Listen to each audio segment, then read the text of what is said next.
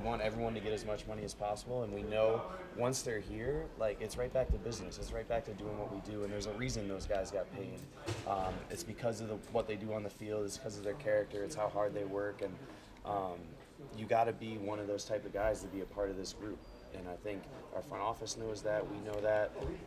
So that type of stuff, it doesn't bother us. Is that because of the leadership here? Possibly? I think so. I think it's the leadership. I think it's the culture that we've established over these 8 years that we've been here now, and weed out the guys that aren't like that, and we only keep the guys that are. And I think now it's accumulated, and it's just become what we do. Is there a noticeable maybe uptick in Brock's maturity or experience now that he's been through some things with the quarterback? You know what? That's a tough question, just because over 3 years, I feel like every other week we get asked that. Is there an uptick in how much better is Brock? And he always is continuing to get better, so it just sounds like a broken record. But I also don't want to try and say I didn't trust him his rookie year, because by the end of that season, I trusted the heck out of him. So I think he's doing a great job and is continuing to get better.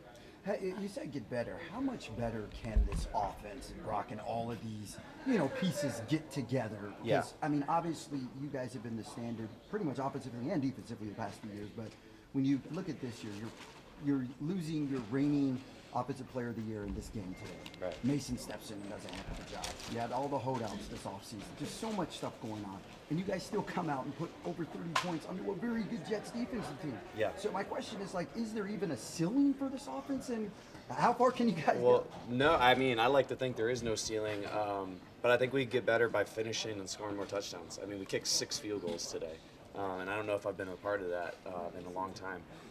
So I think the standard for our offense is to score touchdowns, so we do feel like, there is room to get better. As far as what surprised you the most today, whether it was Mason or Moody connecting on 6 of 6 field goals or whatever it was, when you look at this game and just the overall takeaway, what kind of stands out to you the most? I don't like using the word surprise, because I expect our guys to do so well.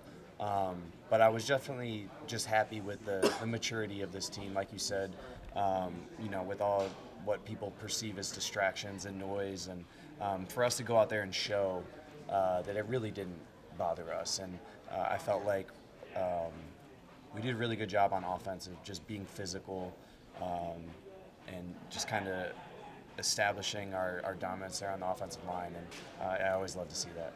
How nice was it to see that game by Jordan? I mean, you guys know how good a player he is, but for him to do it on a national audience like Monday Night Football. So happy for him. Exactly. We know what JP is, and we knew if he had an opportunity that he could do something special. But it is cool for him to get that on Monday Night Football, because he's still a young player, and I think it's really cool for guys like him to get that recognition and for people to see it. So I'm really happy for him. In terms of maturity, 2 years ago you didn't know what Brock was.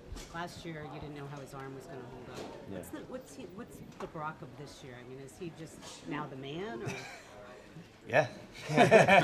Yeah, I think the sky's the limit for Brock. I mean, he was in the MVP race last year, and that was, like you said, coming off of UCL surgery. So another year under his belt, another year of being healthy, a full off season, and the sky's the limit for the guy.